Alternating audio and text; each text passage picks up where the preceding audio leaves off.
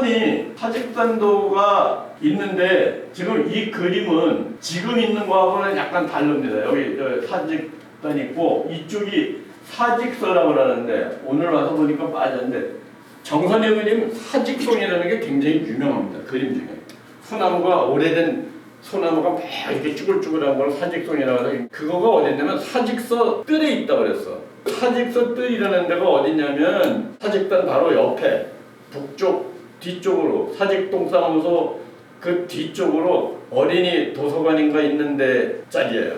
처음에 저걸 읽고 그림을 보고 수없이 가서 소나무 뿌리가 썩은 거라도 보이면 이게 위치가 아는데 그러고 갔다가 결국 못 찾았는데 저게 사직송이 언제 없어졌나 그러고 고민해보니까 아마 일제시대에 사직단 막 깨고 그럴 때 같이 없어진 것 같아.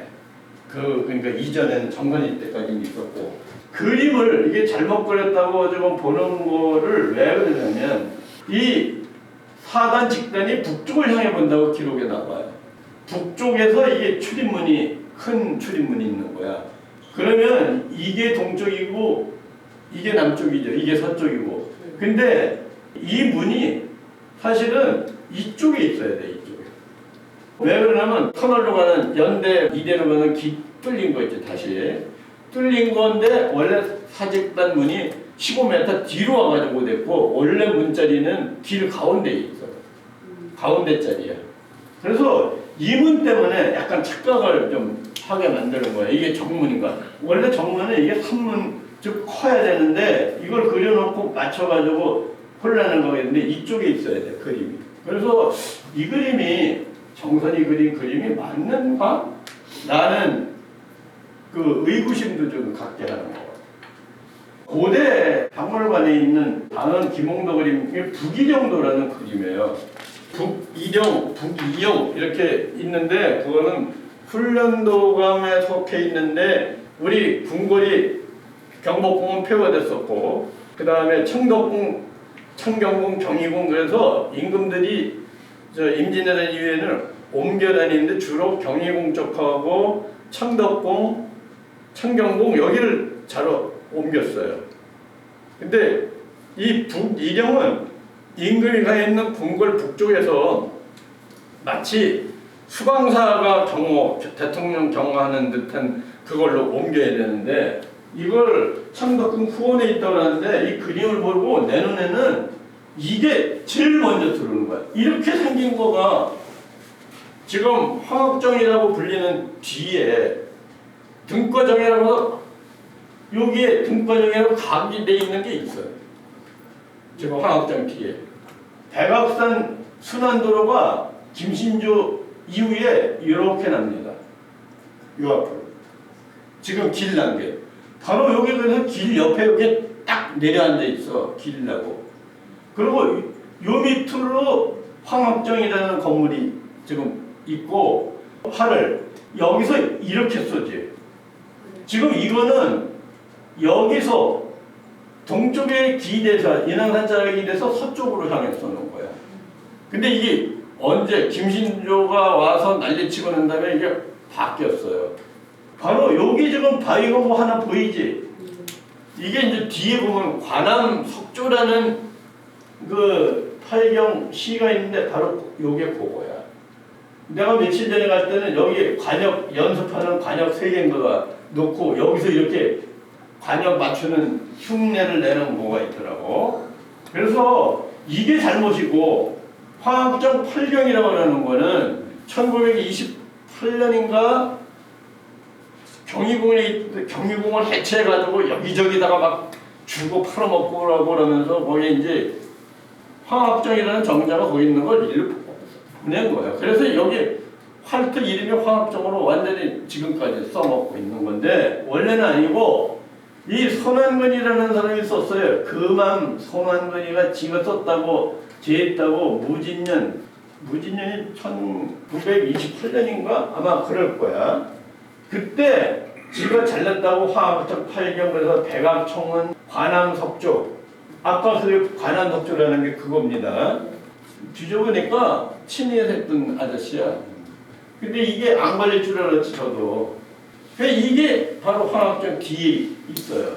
그래서 이걸 지금 보니까 대충 이런 뜻이야.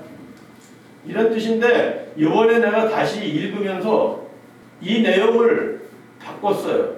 좀 관함에 뭐 이거는 그런데 사직단 주변에 노송이 우거진 모습 누가 한영복을 하면 됐겠는데 이거는 사직단의 노송이야. 아까.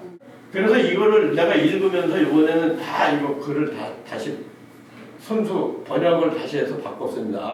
여기가 지금 그림으로 정선이는 피룬대라는 데인데 지금은 여기 교육하는 건물이 이렇게 들어가가지고 이게 갇혀 있어. 이렇게 있고 요 물길로는 지금 집들이 막 들어와가지고 이게 막혀 있고 학교 대화영어로 정문에 들어가서 사진 좀 찍으러 왔는데요. 그러고 해야 되고 10명 이상 되면 공문을 또 보내야 됩니다.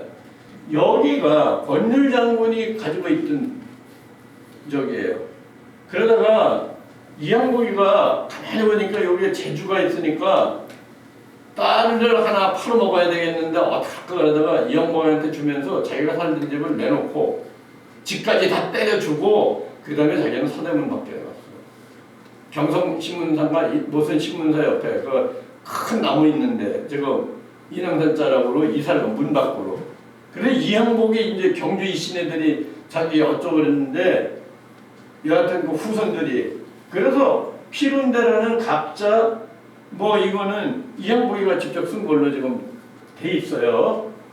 그 다음에 이 거기서 일단은 이항복 피룬대 갔다가 사직단 갔다가 그 다음에 이게 못 찾았던 각자가 내가 누군지 모르겠다는 각자가 2개가 있어서 굉장히 고민을 했는데 이거는 청석동이라고 하는 글이야.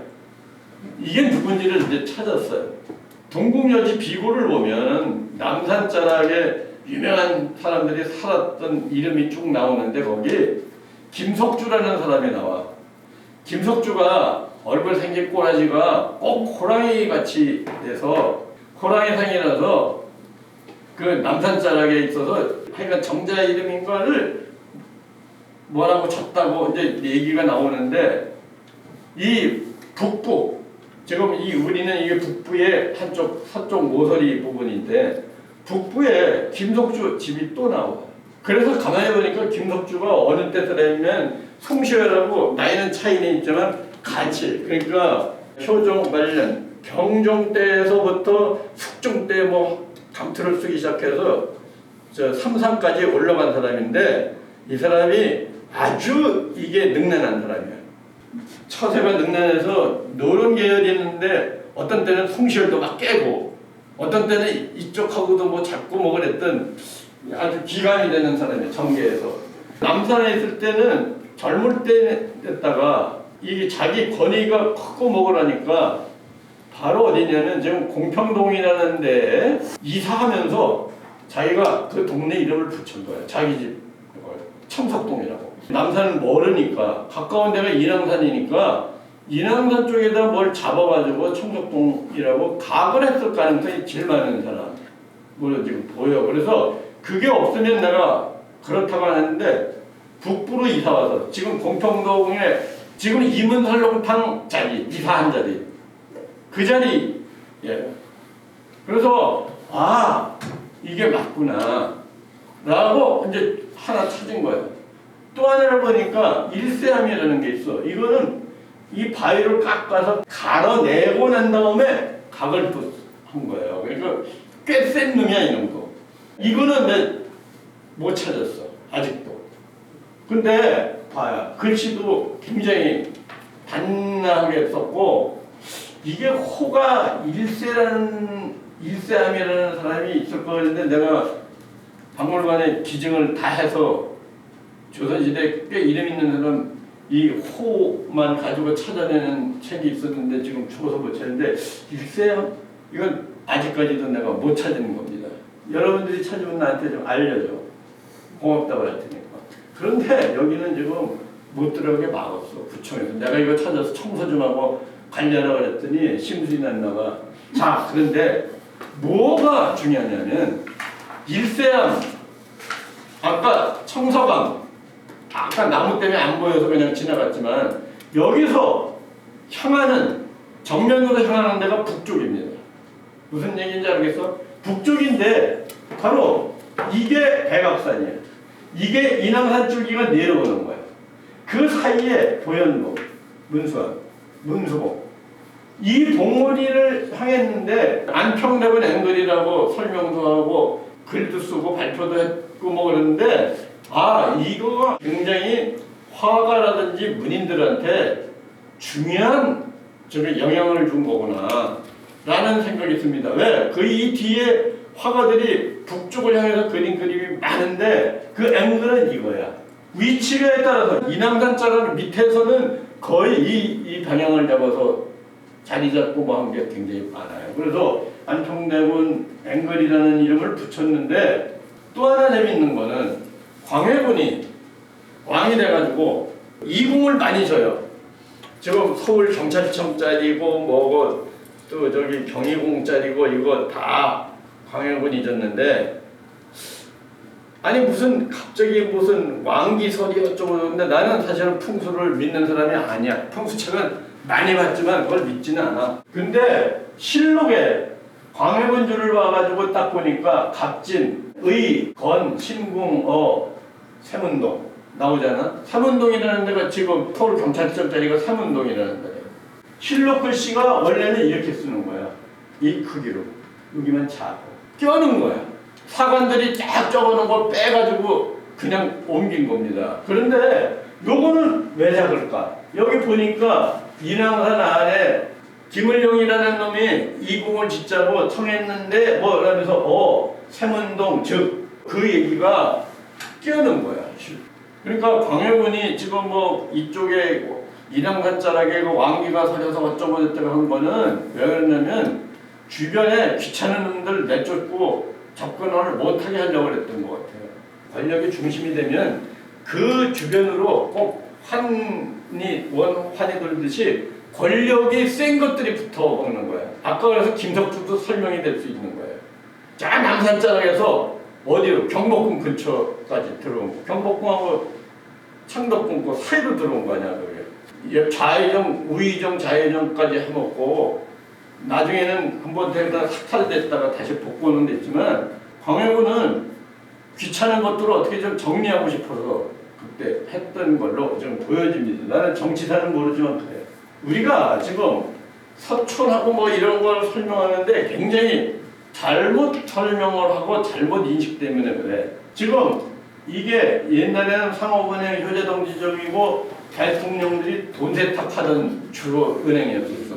저 노태우 뭐 얘들 전부 여기서 했어요. 지금 상업은 우리은행으로 들어갔지. 바로 우리은행 뒤로 지금 길이 쭉 이렇게 해서 쫓아가면 여기서 나오는 물길이 이렇게 흘러서 이렇게 내려와요. 인왕산 여기를 연결해서 이쪽 서쪽 서남쪽은 서부 인달방이야. 서부 인달방. 이 동북쪽 동쪽으로 경복궁 쪽으로 해가지고 이쪽은 북부 준수방 의통방 뭐 이래. 준수방 의통방 여기는 여러분들 사람 괜찮게 생겼는데 준수하다 그러지.